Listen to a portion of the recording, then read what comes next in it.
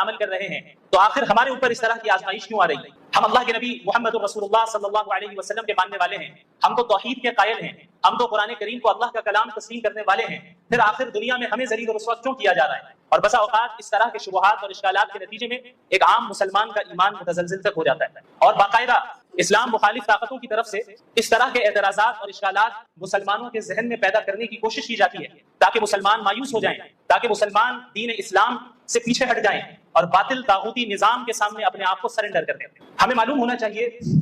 کہ اس طرح کی آزمائش جس سے اس وقت موجودہ زمانے میں امت مسلمہ دوچار ہے، ایسا نہیں ہے کہ اس طرح کی آزمائش یہ پہلی مرتبہ امت مسلمہ پر آ رہی ہے، یا یہ کہ اللہ کے ماننے والوں پر پہلی مرتبہ اس طرح کی آزمائش آ رہی ہے، بلکہ آپ اگر قرآن کریم کا مطالعہ کریں گے، اللہ کے نبی محمد رسول اللہ صلی اللہ علیہ وسلم کی احادیث کا مطالعہ کریں گے تو آپ کو معلوم ہوگا کہ پچھلی قوموں کے اوپر بھی اس طرح کی آزمائشیں آئیں جو اللہ کے ماننے والی قوم تھی، ایسی قوم جو انبیاء کی اطاعت کرنے والی تھی، انہیں بھی مصائب سے مشکلات سے دوچار کیا گیا، یہاں تک کہ خود انبیاء علیہ السلام مصائب اور مشکلات سے دوچار ہوئے، اور محمد رسول اللہ صلی اللہ علیہ وسلم جو سید الانبیاء ہیں، افضل الانبیاء ہیں، انہیں سب سے زیادہ اس دنیا میں تکلیف پہنچائی ہے۔ اگر محض ایمان لے آنے کا نتیجہ یہ ہوتا کہ اس دنیا میں بھی مسلمانوں کو کسی طرح کی تکلیف نہ دی جاتی تو اس کے سب سے زیادہ مستحق خود محمد رسول اللہ صلی اللہ علیہ وعلی آلہ وصحبہ وسلم تھے، لیکن اللہ کے نبی صلی اللہ علیہ وسلم نے کیا فرمایا؟ آپ صلی اللہ علیہ وسلم نے فرمایا اشد الناس بلاء الانبیاء، اس دنیا میں سب سے زیادہ آزمائشیں انبیاء کو آتی ہیں، ثم الامثل فالامثل، پھر دین کے اعتبار سے ان سے قریب تر جو ہوگا